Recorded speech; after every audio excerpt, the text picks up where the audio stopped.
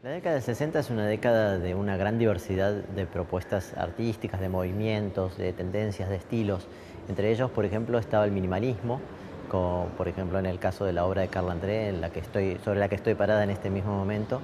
La obra de Carl André investiga elementos formales de la escultura. Por ejemplo, reduce la escultura al plano, ¿no? Cuando uno normalmente identifica la escultura con el volumen, y además la realiza a partir de materiales industriales, de materiales del mercado, que él simplemente toma y dispone en función de construir una suerte de composición visual, y donde los límites justamente de tratar de comprender qué es la obra de arte y por qué, digamos, una obra realizada con estos materiales industriales debería ser considerada artística,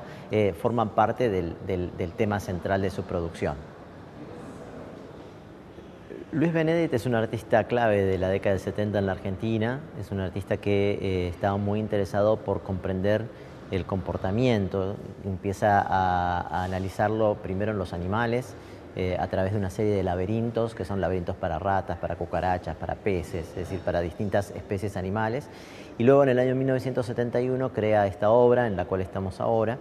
Es el laberinto invisible, en realidad un laberinto para personas. Está conformado por una serie de espejos que construyen un laberinto de luz. El espectador no ve ese laberinto de luz, sino que tiene que encontrar el centro, llegar al pez que me acompaña aquí, tratando de ubicar cómo podría ser la disposición del laberinto y realizando a través de un procedimiento de ensayo y error una serie de movimientos que lo puedan llevar a conseguir el objetivo que el laberinto propone. Esto, por supuesto, se realiza de manera intuitiva, atendiendo una serie de marcas que el laberinto propone. Tiene unos sensores que se encienden, digamos, con luces y con sonidos para advertir al espectador si va por el buen camino o no. Y en función de esta propuesta, que es interactiva, que es lúdica, que es participativa, también nos propone pensar sobre cómo ciertos sistemas de control van determinando la forma en que los seres humanos nos vamos comportando en una época donde el estudio de los comportamientos, la vigilancia y la intencionalidad de las arquitecturas son ejes del trabajo de muchos analistas y filósofos de la época. Bruce Nauman es un artista clave de mediados de la década del 60, un artista que se basa en esta enseñanza de Marcel Duchamp, ¿no? Según la cual básicamente cualquier cosa puede ser el objeto de una obra artística. Y lo que hace es, durante los finales de la década del 60, es encerrarse en su estudio y realizar una serie de acciones que él registra en fotografía y en video, y que le permite investigar sobre ciertos elementos plásticos. Por ejemplo, en la obra que me acompaña, que se llama Estudios para Holografía, investiga de alguna manera cómo el cuerpo puede transformarse en un elemento de la escultura, y a través insisto, de medios como la fotografía o el video,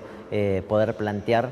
algunos problemas formales que muchas de las artes de este momento se están planteando.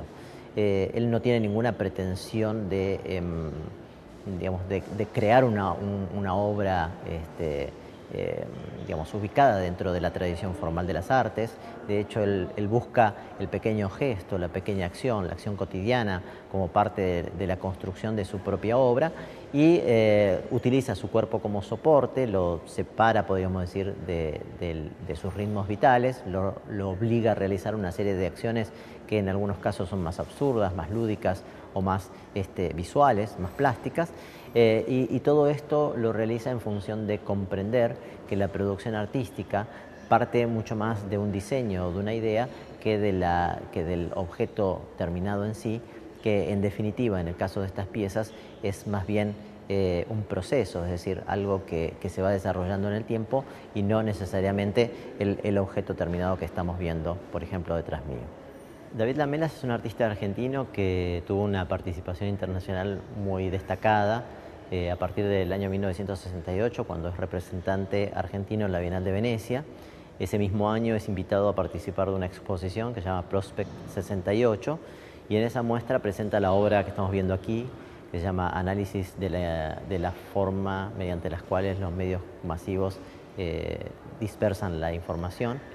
En esta obra él lo que hace es un análisis muy sistemático de cómo funcionan los medios de comunicación masiva, es decir,